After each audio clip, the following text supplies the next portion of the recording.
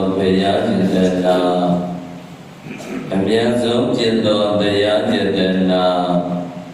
အမြတ်ဆုံးဖြစ်သောသံဃာจิตနာယတနာတို့ပြတ်သုံးပါးတို့နှင့်တကွာ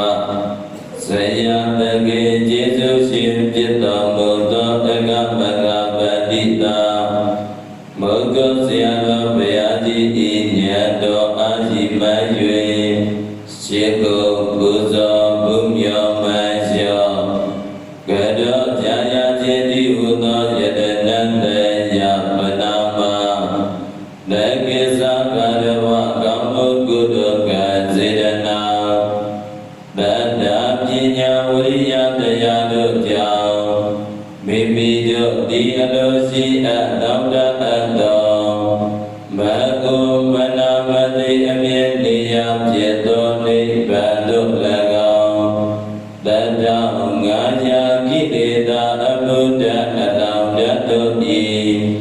ချုပ်ရာနေရာသိညာဖြစ်သောနိဗ္ဗာန်တို့၎င်းဒုက္ခကတိချုပ်ပြည့်၏အေညေယမဧကံဖြစ်သောနိဗ္ဗာန်တို့၎င်းမိမိတို့ပြုလုပ်အားထုတ်စေဖြစ်သောဒါနသီလစေတနာကံနှင့်တကွဝိပဿနာဉာဏ်သည်လင်းမြန်စွာမဉဏ်တို့ကျေးဇူးပြု၍နိဗ္ဗာန်သို့မျက်မှောက်ပြုလွယ်နိုင်ကြသည်ဖြစ်ကြပါစေ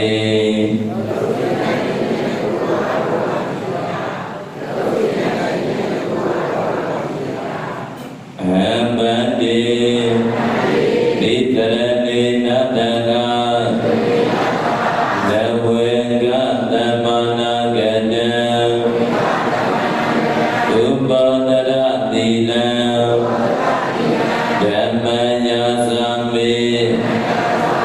အနုကံကတဝါသီလတေထာမေပန္တိယတိယံမေတတိယံမေအဟံဗန္တိတိတရဏေနတကနဝေကသမနာကတံဥပဒရတိလံဓမ္မညာသမေအနုကံကတဝါသီလတေထာမေပန္တိ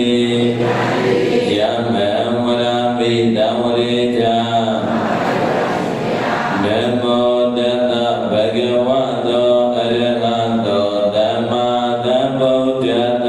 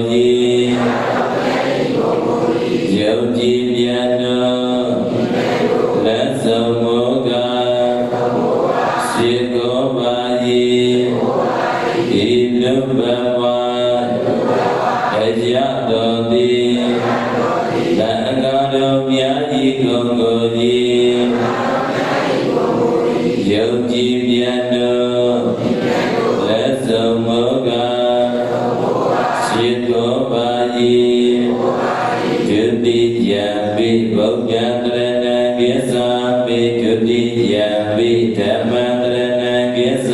မိဒုတိယမိသံဃာတရဏံကိစ္ဆာမိ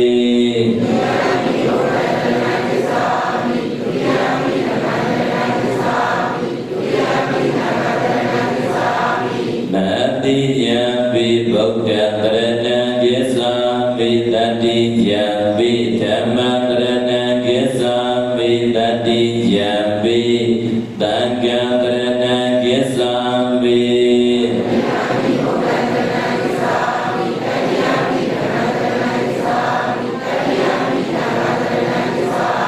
ပရဏကေနပရိပုံဏံမာနာတိဘာဂဝေရမဏိသိက္ခာပရံသမာဓိယမေဒုရမဒုတိအတ္တကိုတပြည့်ခြင်းမှာရှောင်းခြင်းပါ၏သောင်းဒိမ့်ပါ၏အာဒိနာဒါနာဝေရမဏိသိက္ခာပရံသမာဓိယမေဒုရပါဒုတိယစီဥစ္စာကိုခေါ်ယူခြင်းမှာရှောင်းခြင်းပါ၏သောင်းဒိမ့်ပါ၏အပြမသရိယဝေရမဏိသိက္ခာပရံသမာဓိယမေဗမြတ်သောအကျဉ်တို့ကိုကျင့်သုံးခြင်းမှာရှောင်ခြင်းပါ၏သောင်းဒိမ့်ပါ၏ဘုဒ္ဓဝါဒဝေရမဏိသိက္ခာပရံသမာဓိယမေနေညာပြောဆိုခြင်းမှာရှောင်ခြင်းပါ၏သောင်းဒိမ့်ပါ၏ဒုဒ္ဓမေတ္တယမေသဗ္ဗမတ္တဒါနာဝေရမဏိသိက္ခာပရံသမာဓိယမေ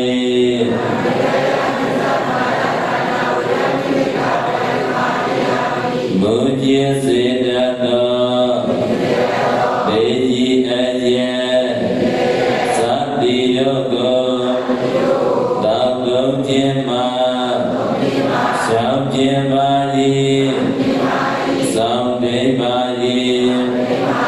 ဝိကာလဘောဇနာဝေရမဏိသိက္ခာပရံသမာဓိယမေနေလွယ်ညာသာသာသုံးခြင်းမှာရှောင်ခြင်းပါ၏သောင်းဒိမ့်ပါ၏နေသာဂိတာဝါဒိတာဝိတုကသတ္တနာဘာလာကတဝိလေပနာသာရဏဗန္ဒနာဝိပုဒ္ဒနာဒါနာဝေရမဏိသိက္ခာပရံသမာဓိယမေဘုဒ္ဓံကာခြင်းဘုရဘာကိုကစေခြင်းဘုဒ္ဓံတိဆိုခြင်းဘုရဘာကိုတိဆိုစေခြင်းဘုဒ္ဓံတိမောခြင်းဘုရဘာကိုတိမောစေခြင်းဗမ္ပခြင်းအနတ္တလေးခြင်းတို့မှာရှောင်ခြင်းပါ၏သောင်းဒိမ့်ပါ၏ဥစ္စာတယနာမာတယနာဝေရမဏိသိက္ခာပရံသမာဓိယမေ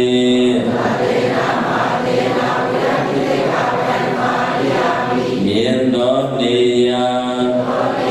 မြတ်သောနေရာတို့၌ထိုင်ခြင်းအိပ်ခြင်းလက်လျောင်းခြင်းတို့မှာရှောင်ခြင်းပါ၏သောင်းဒိမ့်ပါ၏ တိမေတ္တာသဟကတိနာစေတသာသဗ္ဗပါဏဗုတေတုဖလိတဝါဝိဟရဏံဓမ္မာတိယပိလပိတတဝိနိယချမ်းသာကိုယ်စိတ်မြဲပါစေငါတို့နေရာဤကဘာတဏှာဥစ္စောတိတဏှာစေယမနေတာဝိရှာထွက်ရမည်ယတိဥစ္စာจิตตุวาสุขวาตัวยามีอาติโมจจาตนิจาติยมาบาดกาอาติโมจจาตนิจาติยมาบาดกาอาติโมจจาตนิจาติยมาบาดกาဇီဝိတံသာသမာနောပိဒေကဗရဟံနာသဇာပိဇီဝိတံအတ္တကု၍ဟောနေကြသည်ယောဇီဝိတံနာဇီဝိတကိုသာသမနောပိအကျဉ်းအကျဉ်းနှင့်ကြုံ၍ဆွေလွေရကြပါတော်လေသိက္ခာပဒံယကုသံတိဓာတ်တောပရဏဂုံသုံးပါးနှင့်တကွာဧကကိုဝါစီသောသီလသိက္ခာဘုဒ္ဓမြတ်ကိုတပိရောတိနာသဇာပိမဆွလွယ်မကျုံပြပါဗျာဤဓမ္မေပုံညံအာတဝခေယဝထမောတုမေဓမ္မကံတပိရောတိဤဓမ္မပုံညံဤကာမတိအာတဝခေယအာတဝတယဘေဘာတို့ဤဂုံညာဂုံကြောင့်ဖြစ်သောနိဗ္ဗာန်သို့အဝဟံရအောင်ရောက်အောင်ဘုဆောင်နိုင်သည်ဟောတုဖြစ်ပါစေတည်းဣဒံဘုံညပါကံသဗ္ဗတတ္တနံဒီမာမေဓမ္မကံတပိတောတို့ဤဣဒံဘုံညပါကံဤကမ္မဤအဘုပ္ပါကဘုသဗ္ဗတတ္တနံအလုံးစုံသောသတ္တဝါတို့အားဒီမှာအမြတ်ပေးဝေပါကုန်၏ဒေတရဏေနတဟတဝေကသမနာကတံဥပတရတိလံဓမ္မံသာရုကံကရုံကတံဝါအပမတိနာတံပါလိထာ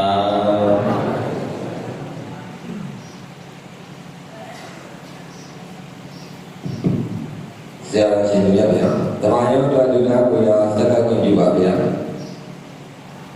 ဥစိုးတိတော်လည်းဤတပိဘကမြင့်သူဝိသလူပါလူနာတော်ဓမ္မယောလောဝင်9000ကျဲအားဥစိုးတိတော်လည်းဤဝိသလူပါစက္ကပိပါယံလေးသားတော်ဖြစ်ပါပါတယ်ခင်ဗျာဆရာတော်ဤကပိယတရကပြေမြင်နာမလက်ခပိပါယံလေးသားတော်ပါကြပါတယ်ခင်ဗျာ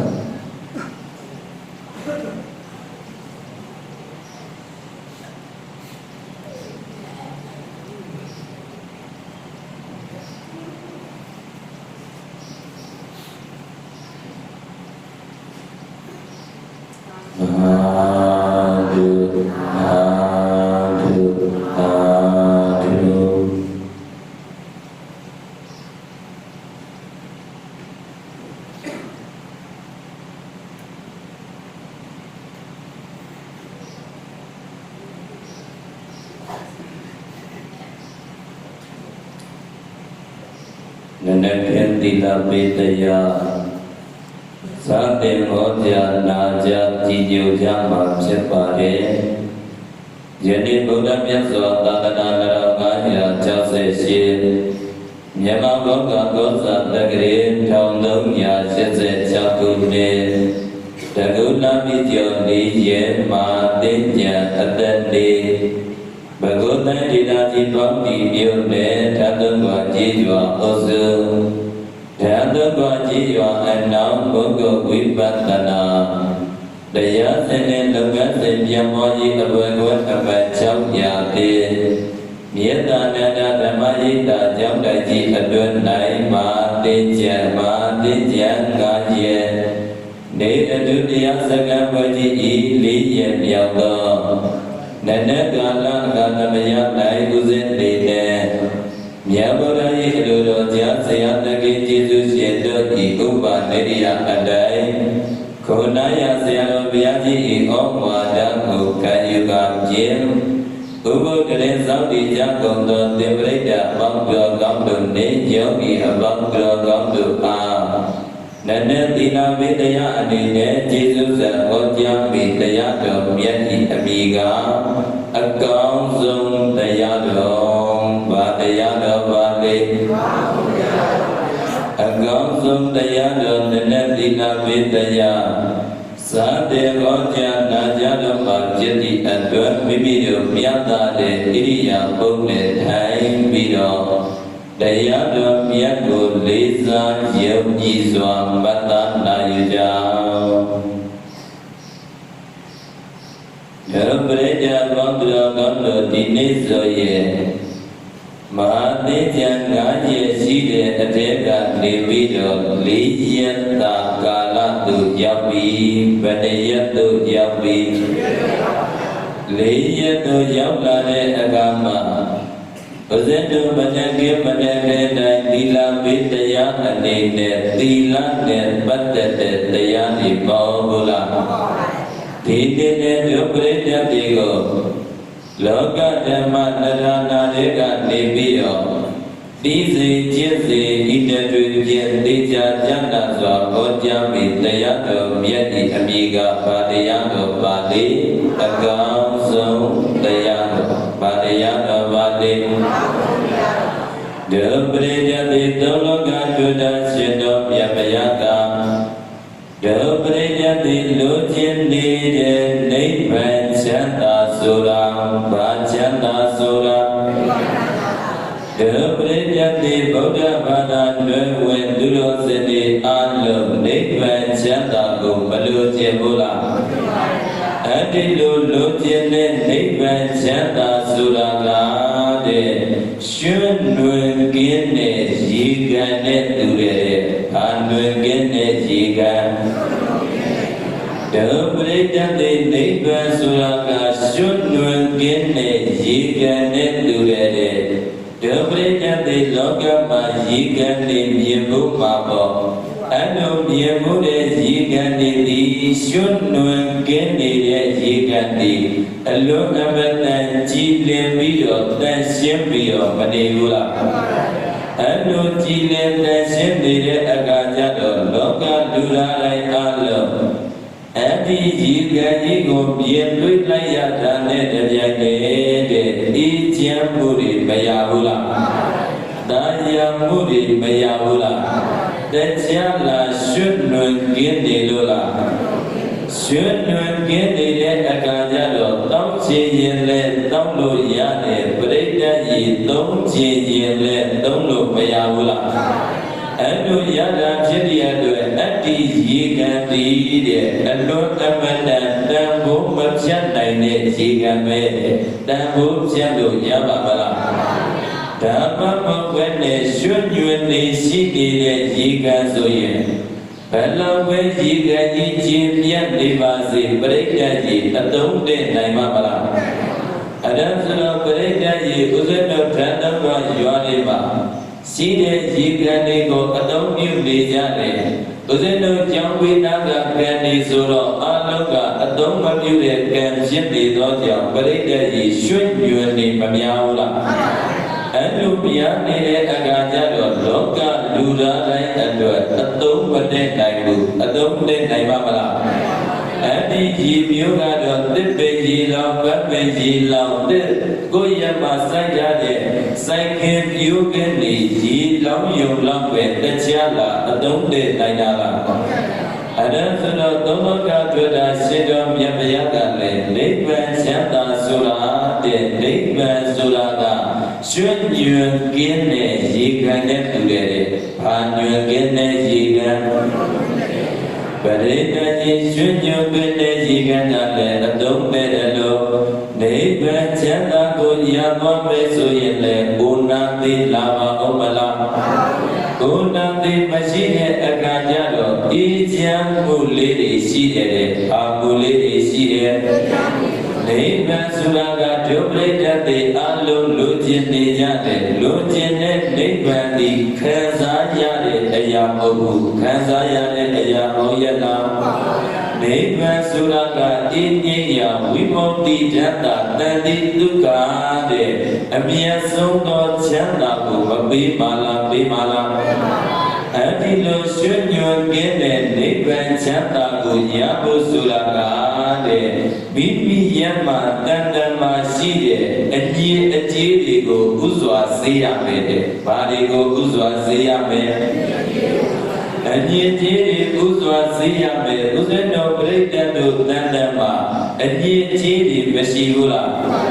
မကောင်းမှုအကုသိုလ်ဆိုတဲ့ဒုပရိတ္တကြီးအငြင်းကြီးတွေရှိတယ်အဲ့ဒီအငြင်းအကြီးတွေကိုလောကကရည်နဲ့စီးကျိုးလို့ပြောင်းနိုင်မှာမလား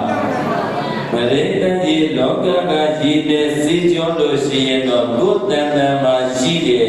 ချွေးနဲ့လောက်ပဲပြောင်းလိုက်မယ်ဘာနဲ့လောက်ပဲပြောင်းလိုက်မယ်အဲ့ဒါဆိုတော့ပရိတ္တကြီးကိုယ်တဏ္ဍာမှာရှိတဲ့အငြင်းအကြီးတွေကိုဘာနဲ့စေရမလဲလို့မေးလို့ရှိရင်အမြဲတမ်းအမွေးရနဲ့မပြတ်တဲ့သီလနဲ့စေရမယ်ဘာနဲ့စေရမယ်အဲ့ဒါဆိုတော့ရွှင်ညွန်ကင်းတဲ့နိဗ္ဗာန်ချမ်းသာကိုမရခြင်းဘူးလား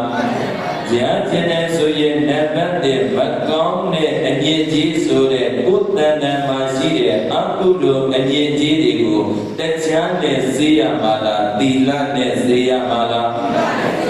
အဲ့လိုသီလနဲ့စေရမယ်ဆိုတော့သုံးလောကတွေ့တာရှင်တော်မြတ်ဗျာသက်တော်ထေရှားရှိစဉ်ကာလကသုံးလောကတွေ့တာရှင်တော်မြတ်ဗျာသာဝတိပြည်ဇေတဝင်ကျောင်းမှာတရင်သုံးနေတဲ့အခါတည်းပဲပြည်ပဲကျောင်းနဲ့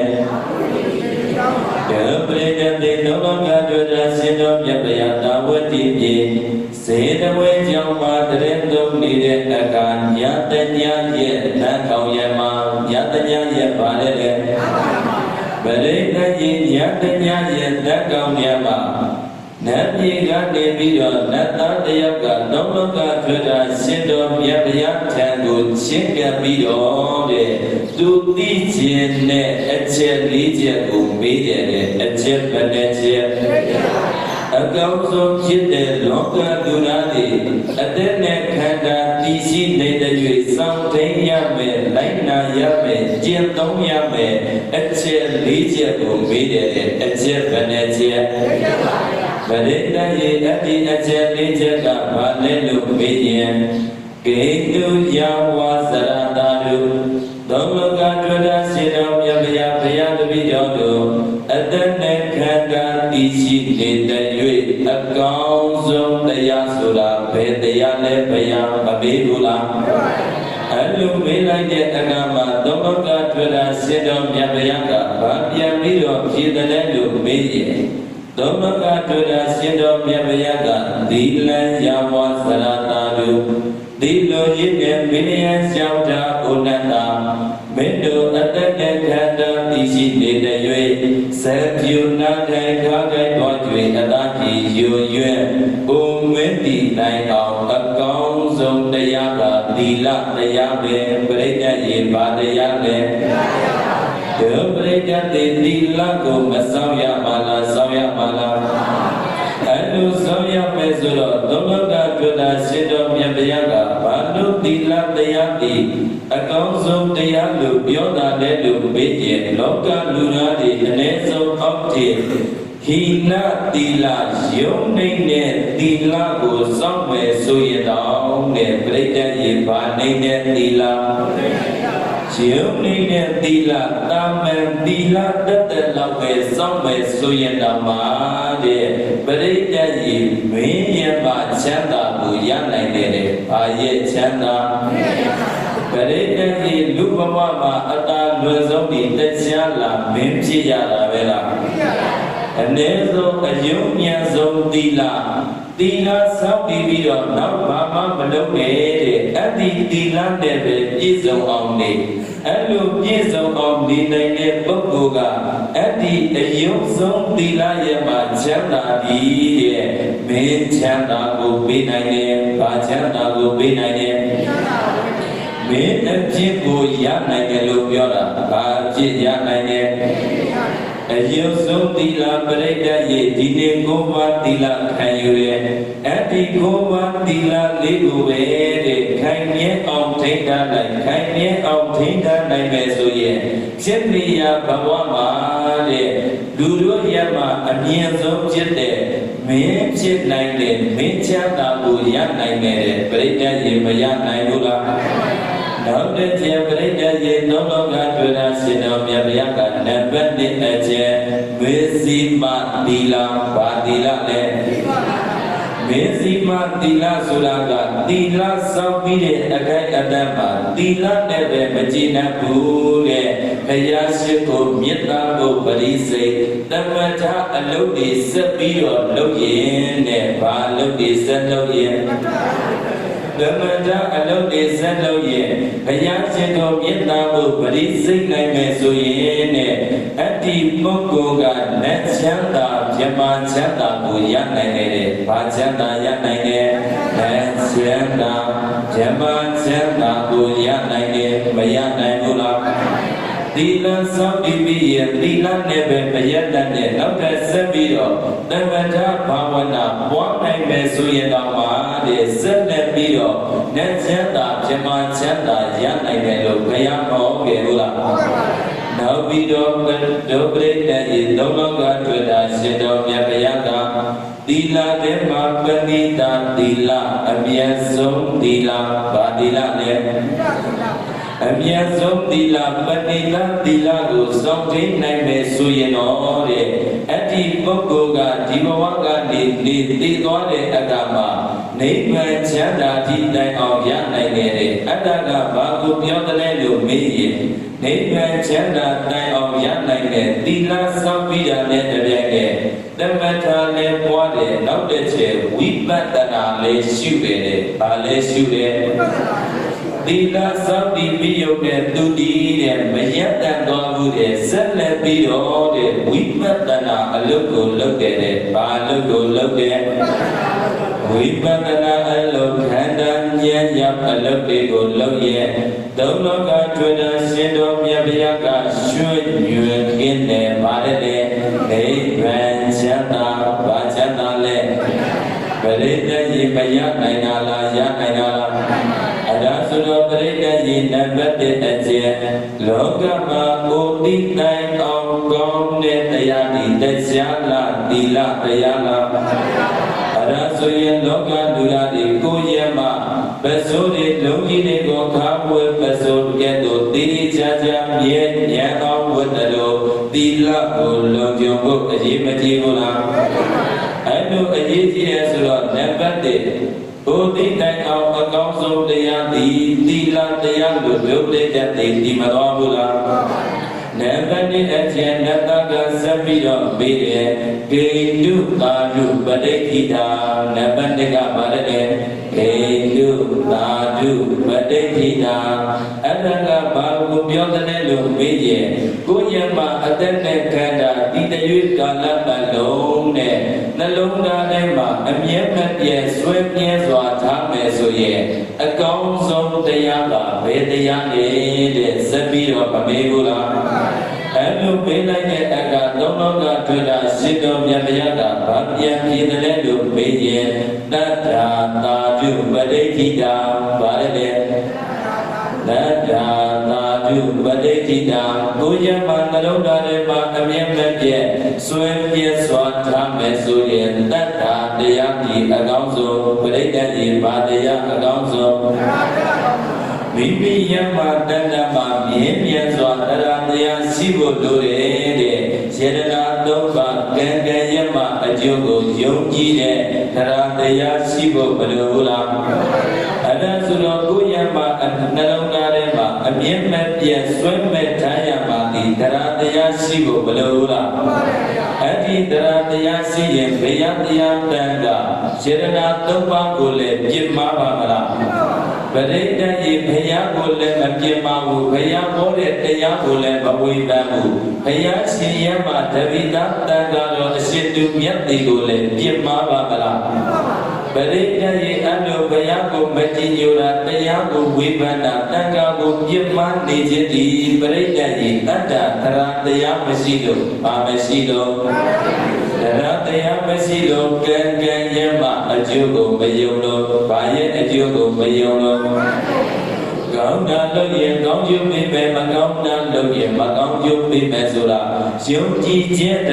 ရားမရှိတဲ့အခါကျတော့လောကလူသားတွေလုံချင်တာတွေလုံတော့ဖြစ်ချင်တာတွေမဖြစ်ဘူးလားအဲ့လိုမဖြစ်ဖို့အရေးပရိသတ်ကြီးကိုယ်ရမနှလုံးသားထဲမှာအသက်နဲ့ခန္ဓာသိရှိနေတဲ့၍အမြဲတမ်းထေထားရမယ်ဒုတိယအချက်အကောင်းဆုံးတရားသည်လက်ချမ်းသာတရားကအဲ့ဒါဆိုရင်ဘယ်နဲ့ချက်ရသွားပြီနဲ့ချက်ဘယ်နဲ့ချက်လဲ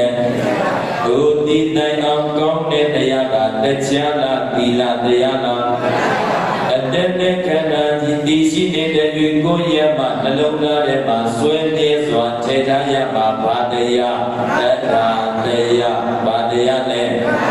နောက်ပြီးတော့နံပါတ်3အချက်တတကဆက်ပြီးတော့ပြီးတယ်ဂိတုနရဏယတနာဘာလဲဂိတုနရဏယတနာ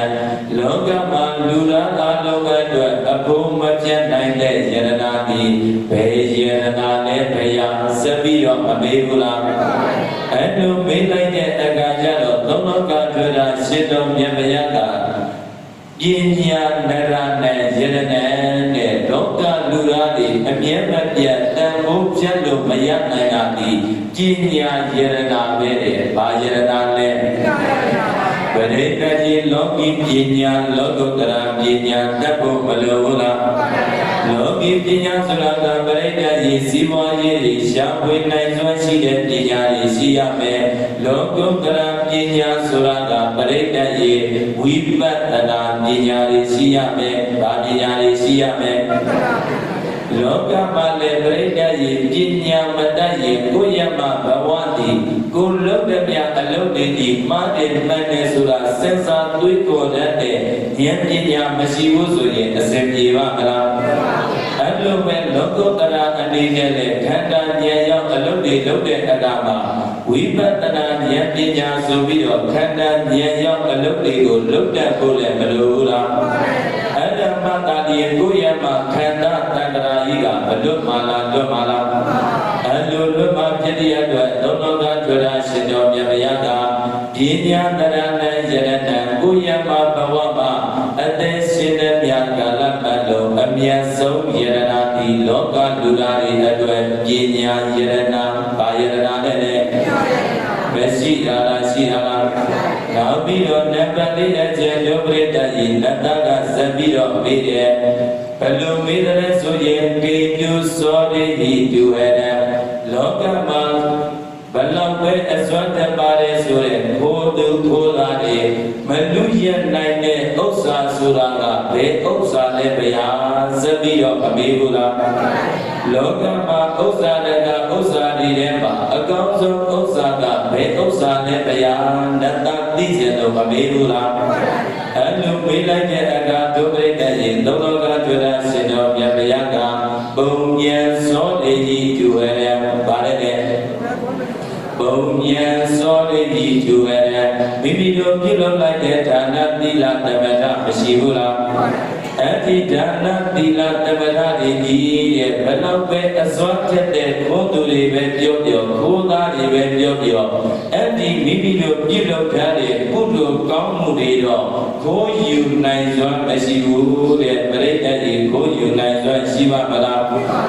အဲ့လိုမရှိဘူးဆိုတော့ဒုပရိသတ်အပေါင်းတို့ကောင်းတို့ကတိတိကျကျအတ္တိအကောင်းဆုံးဒီချက်ကိုမှတ်သားထားပြီးတော့ကိုယ့်ရဲ့မှာဘဝကြီးကိုပြုပြင်ပြီးတော့မတော်ရမှာလားတော်ရမှာလားအဲ့လိုတော်ရမယ်ဆိုတော့ပရိသတ်ကြီးအတ္တိအရာလေးတွေကိုလင်္ကာဖြင့်မှတ်ပြီးအောင်လက်အုပ်ချပြီးလိုက်ဆိုလိုက်ပါကိုသိတိုင်အောင်ကိုမဆောင်ဝိပြောင်းလာစွာပေတဆောင်ကိုသိတိုင်အောင်ကိုမဆောင်ဝိပြောင်းလာစွာပေတဆောင်ဆိုကြည့်ပါဦးကိုသိတိုင်အောင်ကိုမဆောင်ဝိပြောင်းလာစွာပေတဆောင်နောက်တစ်ခေါက်ပါ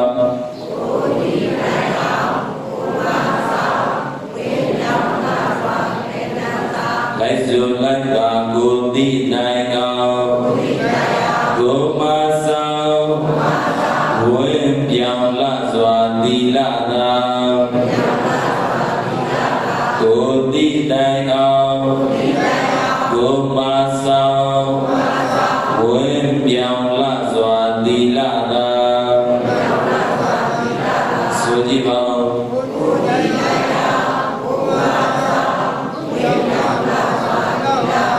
ပရိသတ်ရေသုံးလောကကျွမ်းရှင်တော်မြတ်ဗျာကနတ္တမေးလိုက်တဲ့အမေလေးကိုကိုသိတိုင်အောင်အကောင်းဆုံးတရားဤသီလတရားပဲတဲ့ဗာတရားလဲအဲ့ဒါဆိုရင်ကိုသိတိုင်အောင်အကောင်းဆုံးတရားဤဗာတရားဒီနေ့ခေါ်နေတာဗာတရားနဲ့အကောင်းဆုံးတရားတော်ဗာတရားတော်ပါလေအဲ့ဒါဆိုရင်ဒီနေ့ရှင်တဲ့ကလုံးသားထဲမှာငါတို့မှတ်ထားလိုက်ပါကိုသိတိုင်အောင်အကောင်းဆုံးတရားဤသီလတရားပဲလို့မမှတ်ရမှာလားမရမှာလားအပည့်ချက်လိုက်ဆိုလိုက်ပါကိုဤအတွင်ရဲစွာတွင်ကောင်းခြင်းကြီးညာပဲအားပါကိုဤအတွင်ရဲစွာတွင်ကောင်းခြင်းကြီးညာပဲအားပါဆိုကြည့်ပါဦး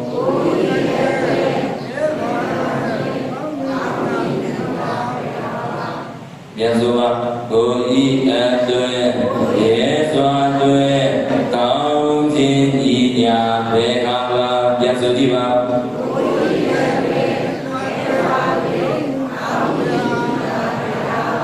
လောက်တိုင်မိတာတော့မရဘူးဒါကိုသူပရိသတ်တွေကဘုရားဟောတရားဟုတ်လားမပြောတော့ပါဘူးဟုတ်လားအဲ့ဒါဆိုရင်ပရိသတ်ကြီးကိုဤအတွင်မြဲစွာတွင်ကောင်းခြင်းပညာဘယ်ဟာပါစပြီးတော့မမေးဘူးလားနောက်တစ်ခုလိုက်ဆိုပါကိုဤအတွင်မြဲစွာတွင်ကောင်းခြင်းပညာတတ္တပါကိုဤအတွင်မြဲစွာတွင်ကောင်းခြင်းပညာတတ်တာပါဆိုကြည့်ပါဦး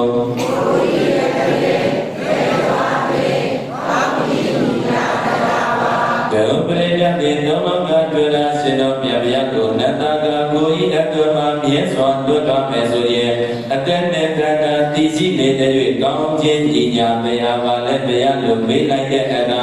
ကိုဤအတွက်မှာမြဲစွာတို့အတက်နဲ့ကန္တာတည်ရှိနေတဲ့၍တရားတရားသည်အကောင်းဆုံးဗာတရားသည်အကောင်းဆုံးအကောင်းဆုံးဖြစ်တဲ့တရားတရားကိုလက်ကင်ပြီးတော့မထားရပါလားထားရပါလားနောက်တစ်ချက်လိုက်ဆိုလိုက်ပါရောက်ရဘဝအောင်မကြမြတ်လာပေတာဘေယနာရောက်ရဘဝအောင်မကြမြတ်လာပေတာဘေယနာဆိုကြည့်ပါဦး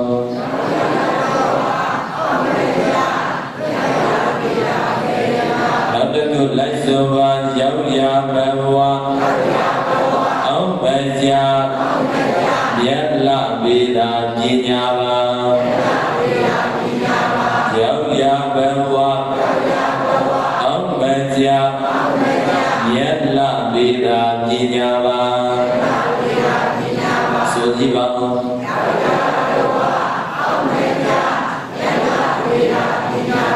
ဘယ်ပရိသတ်တွေနောင်ကတွေ့ရစင်တော်မြတ်ဗျာကိုနတကမေရရောက်ရဘဝအောင်မကြအောင်ဘယံပိကျော်တို့ဘေယရဏတိနာဘေယရဏကအမြတ်ဆုံးတဲ့ဗျာအလုပေးလိုက်တဲ့အရာသုံးနောကတွေ့ရစင်တော်မြတ်ဗျာကရောက်ရဘဝအောင်မကြစေတဲ့ရအောင်မကြစေတဲ့ယရဏတိလောကီပညာလောကုတ္တရာပညာရဲ့လို့မောလာလာဟောလာလာအဲ့ဒါဆိုတော့ရောက်ရဘဝအောင်မကြအောင်အကောင်းဆုံးယရဏတိဘေယရဏပညာယရဏဘေယရဏနဲ့နောက်တစ်ခုလိုက်ဆိုလိုက်ပါကိုသူအမြယူမတ်တော်သူကြလာစွာပဲဥစ္စာကိုသူအမြယူမတ်တော်သူကြလာစွာပဲဥစ္စာဆိုကြည့်ပါဦးန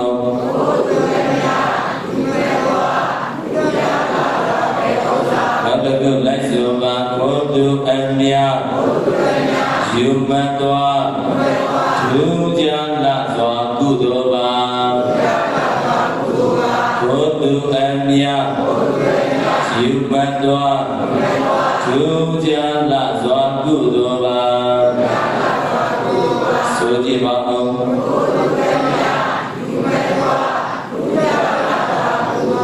ဘယ်ပရိသတ်တွေနတ်တကတတ်ကောင်းရမှာဘုရားကိုနောက်ဆုံးမေးခွန်းအနေနဲ့ကိုသူအမြယူမတော်နိုင်တဲ့ဒူးကြလာတဲ့ဥစ္စာဆိုတာပဲဥစ္စာတဲ့ဘုရားလို့မေးလိုက်တဲ့အကားသုံးလောကတွေ့တဲ့ရှင်တော်မြတ်ဘုရားကကိုသူအမြယူမတော်တဲ့ဒူးကြတဲ့ဥစ္စာဆိုတာကမိမိတို့ပြုလုပ်တဲ့ဒါနသီလသမထကုသိုလ်တွေမရှိဘူးလားအတ္တိကုသိုလ်တွေဒီဘယ်တော့အကမယတ္တုမျိုးငါးပါးကဖြစ်စည်းလို့မပြည့်စည်နိုင်ဘူးတဲ့ပြည့်စည်နိုင်ရလားမပြည့်စည်နိုင်တာဖြစ်တဲ့အတွက်အကောင်းဆုံးတရားလေးနဲ့အချက်ဘယ်နဲ့ချက်နဲ့ဒီချက်ဘယ်နဲ့ချက်နဲ့အတ္တိအချက်လေးချက်လေးကိုဒုပရိသတ်ကြီးပြန်ပြီးတော့ပြောကြည့်ရအောင်သီလတရားတရားတရားပညာယရဏကုသိုလ်ဥစ္စာမရှာရပါလားရှာရပါလားအဲ့ဒါဒီကိုညမဘဝအတ္တနဲ့ခန္ဓာတည်ရှိနေတဲ့၍ဘိသုပန်ဆိုတဲ့ဒီဘဝမှာနေတဲ့၍တဲ့ပရိသတ်ကြီးလောကလူကြွအလယ်မှာကောင်းတဲ့နေကျွဲတယ်လို့တန္တရာဆိုတဲ့အနာဂတ်ဘဝမှာလည်းဘဝချမ်းသာကြီးရနိုင်တယ်လို့ဘဝကလည်းမလွတ်ပြောင်းနိုင်ဘူးလားဒီအချက်လေးချက်ကိုလက်ကင်ပြီးတော့မထားရပါလားထားရပါလားအဲ့လိုလက်ကင်ထားမယ်ဆိုရင်ပရိသတ်ကြီးရွှေညွင်ငင်းတဲ့နိဗ္ဗာန်ချမ်းသာကိုလည်းမရနိုင်ဘူးလားနိဗ္ဗာန်ဆိုတာကဘာညွင်ငင်းတဲ့ရွှေညွင်ငင်းတဲ့ဘာညွင်ငင်းတဲ့ရွှေညွင်ငင်းတဲ့နိဗ္ဗာန်ချမ်းသာကိုရနိုင်ဖို့ဆိုတာကမကောင်းမှုညင်စောအကုသိုလ်ဒုစရိုက်တရားတွေကိုသီလရည်နဲ့မစေရပါလားစေရပါလားအဲ့လိုပ သီလရည်နဲ့စေတလို့ဒါနလည်းမပြုဘူးလားဓမ္မထာလည်းမပါဘူးလားဒုပရိတ္တရေအခုနကပြောခဲ့တဲ့အယုဆုံးသီလကတောင်မှမင်းချမ်းသာကိုရနိုင်တယ်။ဘာချမ်းသာကိုရနိုင်လဲ။သီလလေးပဲစောင့်ကျမ်းသာဘာမှမလုပ်နဲ့တဲ့မင်းရမချမ်းသာကိုရနိုင်တယ်။နောက်တဲ့ချက်မစ္စည်းမအလေအလတ်သီလကပရိတ္တရေလူချမ်းလက်ချမ်းသာမြမချမ်းသာမရနိုင်ဘူးလား။အဲ့လိုရနိုင်တယ်ဆိုတာကသီလစောင့်ပြီးတော့တမထပွားလို့ဘာပွားလို့လဲ။နောက်တဲ့ချက်ပရိတ္တရေသီလစောင့်ပြီးတော့အမြတ်သီလဖြစ်တဲ့ဝိပဿနာအလုပ်တွေလုပ်ပဲဆိုရင်နိဗ္ဗာန်ချမ်းသာကိုမရနိုင်ဘူးလားအဒီအကောင်းဆုံးဖြစ်တဲ့နိဗ္ဗာန်ချမ်းသာကိုရနိုင်ဖို့အရေးခန္ဓာ၅ပါးတရားလားအရှုခံထားရမှာလားအရှုဉာဏ်နဲ့မကြည့်ရမှာလားကြည့်ရမှာလားအဲ့လိုကြည့်လိုက်တဲ့အခါမှာကိုယ့်ရဲ့မှာမကောင်းဖို့ဒုစရိုက်တွေကိုသီလနဲ့တာဖြင့်စေကြောလိုက်တာဖြစ်တဲ့အတွက်တမာတိအားတွေလည်းမကောင်းပါလားကောင်းပါလားဉာဏ်ပညာလေးနဲ့မတက်ပါလားတက်ပါလားအဲ့လိုခန္ဓာ၅ပါးရှုခန္ဓာပြီးတော့အရှုဉာဏ်နဲ့ကြည့်လိုက်တဲ့အခါခန္ဓာယုံနဲ့ကဖြစ်ပြီးတော့မပြည့်ရမှာလားပြည့်ရမှာလားဖြစ်ပြကဘာသစ္စာ